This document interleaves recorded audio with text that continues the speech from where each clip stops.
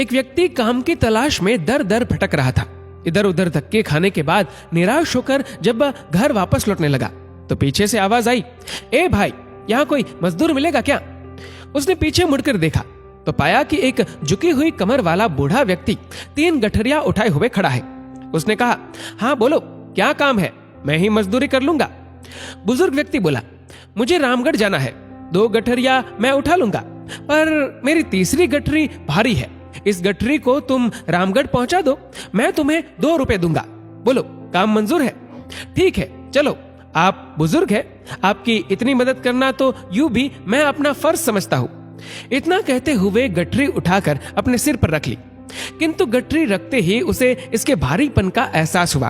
उसने बूढ़े से कहा, ये गठरी तो काफी भारी लगती है। हाँ, इसमें 1-1 रुपए के सिक्के हैं। बूढ़े ने लगभग फुसफुसाते हुए कहा। उसने सुना तो सोचा, होंगे, मुझे क्या, मुझे तो अपनी मजदूरी से मतलब है। ये सिक्के भला कितने दिन चलेंगे? तभी उसने देखा कि बूढ़ा उस पर नजर रखे हुए है। उसने सोचा कि ये बूढ़ा जरूर ये सोच रहा होगा, कहीं ये भाग तो नहीं जाएगा। पर मैं तो ऐसी बेईमानी और चोरी करने में विश्वास नहीं करता। मैं सिक्कों के लालच में फंसकर किसी के साथ बेईमानी नहीं करूंगा। चलते चलते आगे एक नदी आ गई। वह तो नदी पार करने के लिए झट से पानी में उतर गया, पर बूढ़ा नदी के किनारे खड़ा रहा। उसने बूढ़े की ओर देखते हुए पूछा, क्या हुआ? आखिर रुक क्यों गए?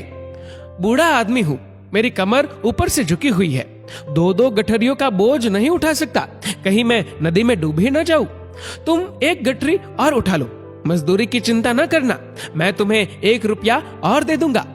ठीक है, लाओ, पर इसे लेकर कहीं तुम भाग तो नहीं जाओगे? क्यों भला, मैं क्यों भागने लगा? भाई, आजकल किसी का क्या भरोसा, फिर इसमें चांदी के सिक्के जो है। मैं आपको ऐसा चोर बेईमान दिखता हूँ क्या? बेफिक्र रहे, मैं चांदी के सिक्कों के लालच में किसी को धोखा देने वालों में से नहीं हूँ। लाइए, ये गठरी मुझे दे दीजिए। दूसरी गठरी उठाकर उसने नदी पार कर ली। चांदी के सिक्कों का लालच भी उसे डगमगा नहीं पाया। थोड़ी दूर आगे चलने के बाद सामने पहाड़ी आ गई।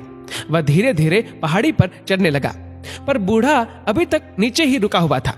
उसने कहा, आइए ना, फिर से रुक क्यों गए? बूढ़ा आदमी हूँ, ठीक से चल तो पाता नहीं हूँ, ऊपर से कमर पर 1 गठरी का बोझ और उस पर भी ऊपर पहाड़ की दुर्गम चढ़ाई।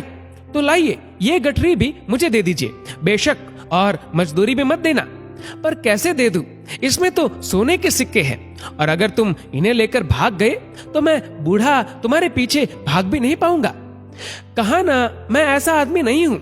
ईमानदारी के चक्कर में ही तो मुझे मजदूरी करनी पड़ रही है, वरना पहले मैं एक सेठ जी के यहाँ मुनीम की नौकरी करता था। सेठ जी मुझसे हिसाब में गड़बड़ करके लोगों को ठगने के लिए दबाव डालते थे। तब मैंने ऐसा करने से मना कर दिया और नौकरी छोड़कर चला आया। उसने यूं अपना बड़प्पन जताने के लिए गप हाँकी। पता नहीं तुम सच कह रहे हो या, खैर, उठा लो ये सोने के सिक्कों वाली तीसरी गठरी भी।